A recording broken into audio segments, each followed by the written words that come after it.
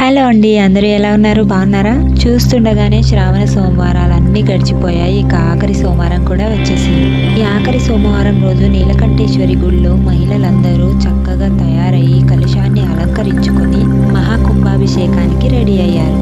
Left side కున్నావిడ మా అక్క Babita, right side కున్నావిడ నా ఫ్రెండ్ సంతోషి. పొద్దున్నే లేచి చకచక వంటలు చేసుకుని నైవేద్యాలు పెట్టేసి అందరూ ఆడవాళ్ళు నీలకంఠేశ్వరి గుడిలోకి వచ్చేసారు మహాజల కుంభాభిషేకం చేయడానికి.